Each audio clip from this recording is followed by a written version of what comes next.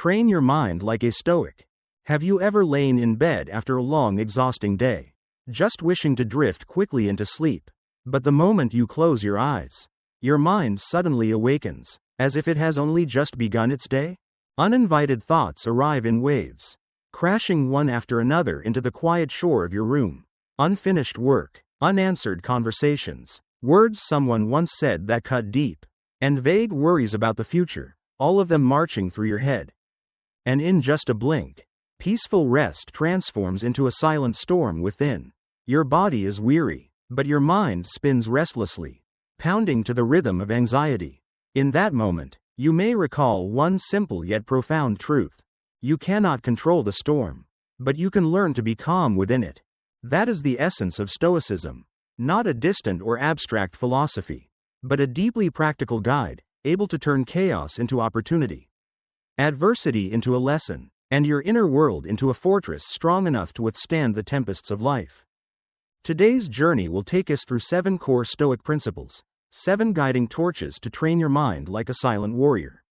Principles that help you resist being swept away by circumstances, and instead, step by step, become the master of yourself. Principle 1. Distinguish what is within your control and what is not.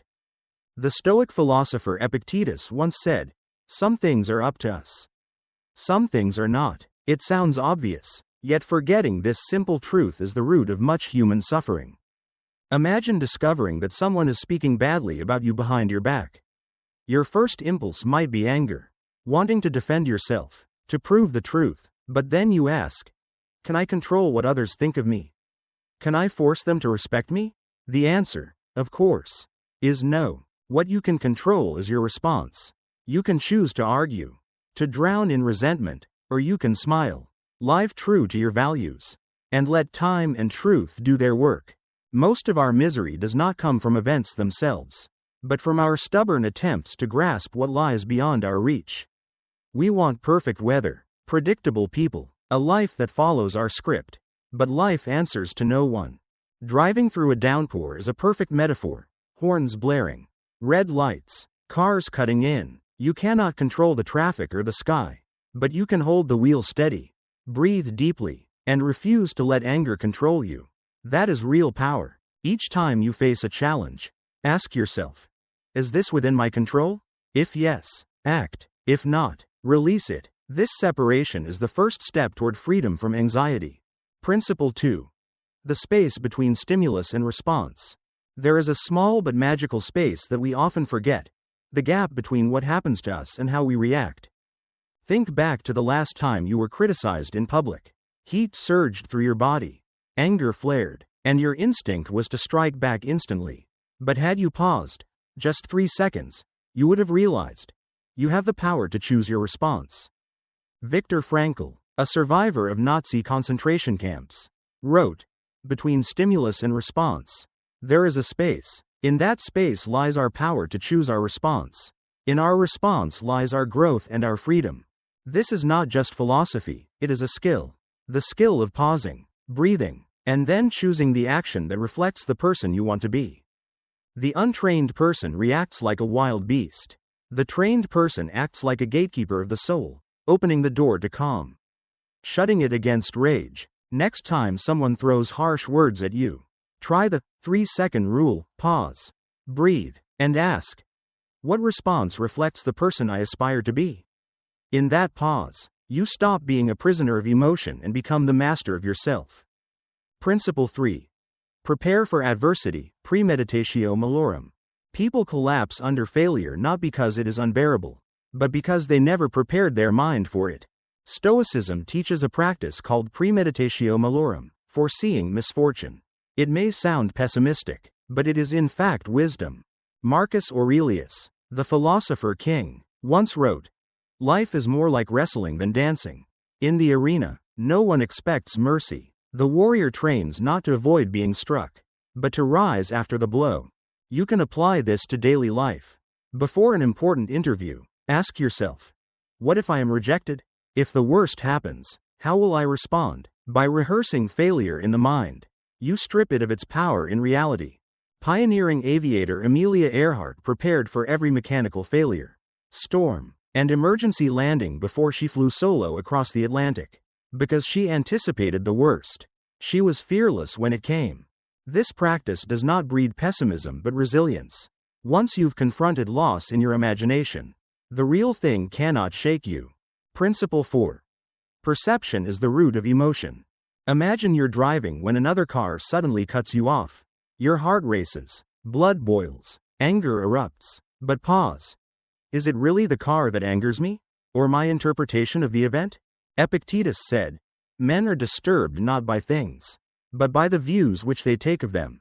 If you believe the driver disrespected you, anger follows. If you consider that he might be rushing his child to the hospital, your emotions soften. The event itself is neutral.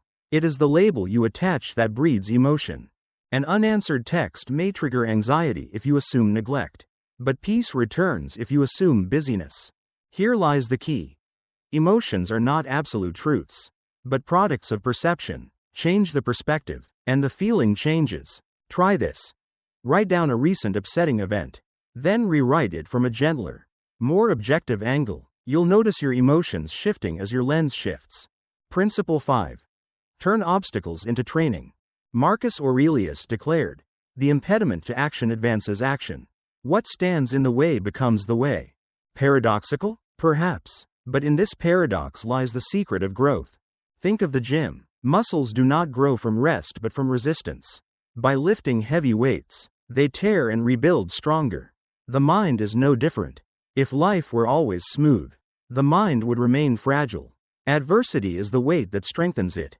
A heartbreak, for example, offers two paths: self-pity or self-growth. The Stoic asks, "What lesson is hidden here?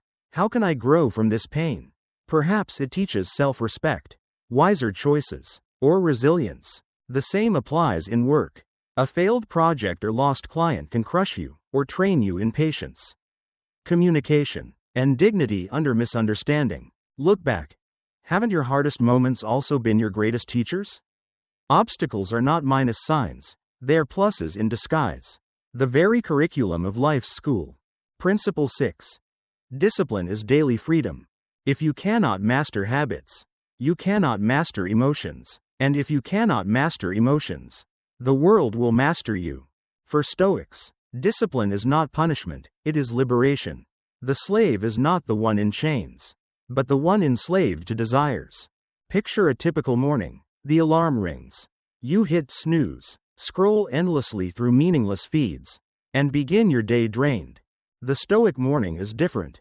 Just a few minutes are spent writing down 3 reflections. How will I face difficulty today with strength? How will I remain calm when misunderstood?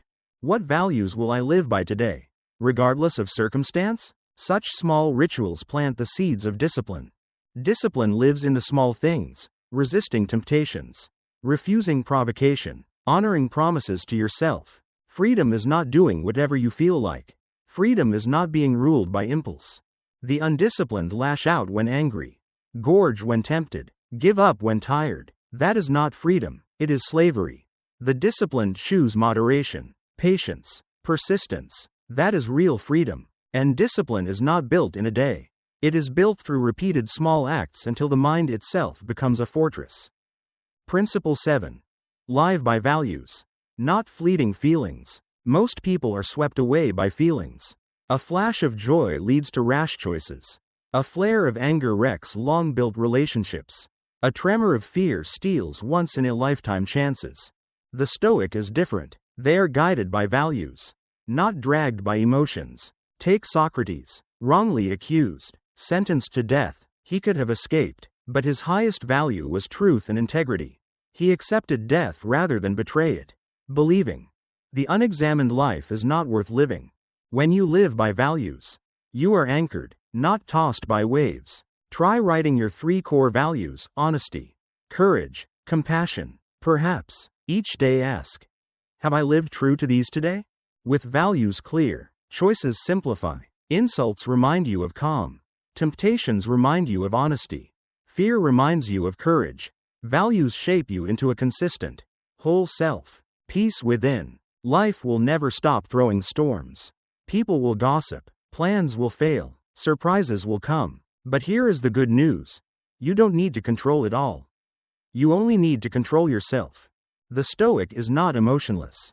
They feel joy, sorrow, love, but they do not let feelings rule them. They turn emotions into companions, not wardens. When you separate what is controllable, pause before reacting, rehearse adversity, change perception, turn obstacles into lessons, practice daily discipline, and live by values, then you become the freest person of all. Freedom is not when the world bends to you. Freedom is when, whatever the world does, you remain at peace within. Remember, a Stoic is not one who feels nothing. A Stoic is one who feels everything, yet is conquered by nothing. And when you master yourself, you hold true power.